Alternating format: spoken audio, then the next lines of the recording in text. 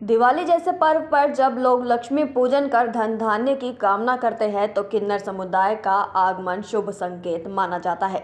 वे दुकानों और घरों में जाकर गाना बजाना करते हैं और बदले में लोग उन्हें नेक, मिठाई और धन देते हैं।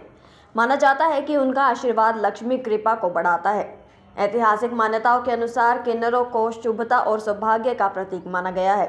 पौराणिक कथाओं में उल्लेख है कि भगवान राम के वनवास से लौटने पर जब अयोध्या में लोग स्वागत के लिए एकत्रित हुए, तब किन्नरों ने भी उनकी अगवानी की और आशीर्वाद दिए।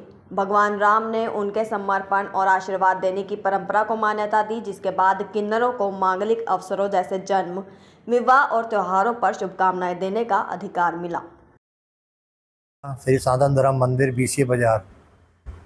किन्नरों को जब दिवाली के समय किन्नर आते हैं तो इनको दान जरूर देना चाहिए, क्योंकि इनका दान देने से, पैसा देने से बहुत जो है फल की प्राप्ति होती है।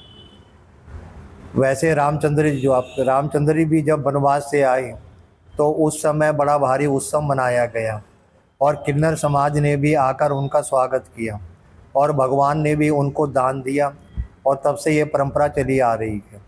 और वैसे भी यदि किसी का बुध बहुत ज़्यादा खराब हो तो किन्नरों को दान जो है ज़रूर देना चाहिए, किन्नरों का आशीर्वाद लेना चाहिए। किन्नरों का आशीर्वाद लेने से धन, धान, पुत्र, पौत्र आदि की जो है प्राप्ति होती है और अनेक प्रकार का सुख प्राप्त होता है। जय श्री राम। कि अपनी शिवानी गुर्जर गद्दी नसीन समाज सेविका है, अम्बाला कैंट केसरी वाली, जो कि मेरा हल्का केसरी में भी और अम्बाला कैंट में भी। इंदिरा गुरु के देव के बाद मुझे गद्दी मिल गई थी रामबाग रोड की। आज मैं अपने डेरे में ही हूँ और मैं अपने कैंट वासियों को ये कहना चाहती हूँ, सभी को मेरी तरफ से दिवाली की हार्दिक शुभकामनाएं। ये जो हमारा त्यौहार आता है दिवाली, बहुत धूम धड़ाके से हम लोग मनाते हैं और सभी मनाए और भगवान सबके घर में खुशियाँ दे। और क्या नाम है, ये जो हम लोग अपना सगुन लेने जाते हैं दुकान पे, ये भगवान राम जी के टाइम से ही परंपरा चलती आ रही है। और कहते हैं कि भाई जब राम जी वनवास काटने गए थे 14 साल का, तो उन्होंने कहा था कि नर और नारी घर लौट जाओ, तो वहाँ पर किन्नर समाज रुक गए थे, ना तो वो नर ना वो नारी, है ना। तो उन्होंने भी 14 साल वनवास काटा किन्नरों ने, तो वो 14 साल तक राम जी के ही इंतज़ार में बैठे रहे वहीं पे। तो मेरी यही देशवासियों से है कि किन्नरों को खुश होकर देना चाहिए, किन्नरों का आदर मान करना चाहिए। जैसे कि बेटी का बेटे का करते से ही किन्नरों का आदर मान करना चाहिए और खुशी खुशी से अपने घर से विदा करना चाहिए किन्नरों को। ये दुकान पे आए, क्या एक मान्यता है?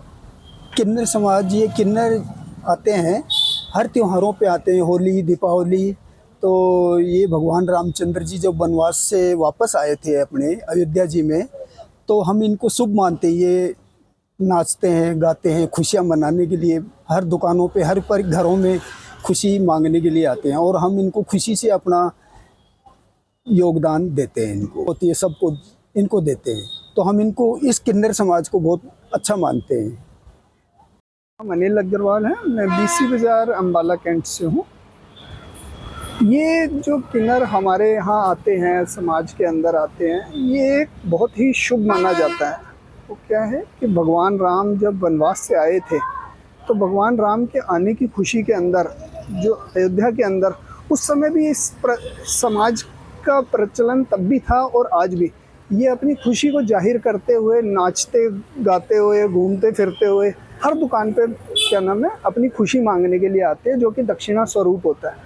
और मेरा ये है कि इसको हर दुकानदार को, हर घर से, हर परिवार के सदस्यों को उनके साथ खुशियाँ मनानी भी चाहिए और उनको दक्षिणा के तौर पे ये कुछ अपने घर का जो भी है रकम कुछ देनी भी चाहिए, जिससे कि क्या नाम है कि अपनी घर की कमाई भी शुद्ध हो और उनको भी ये चलन प्रथा चलती रहनी चाहिए।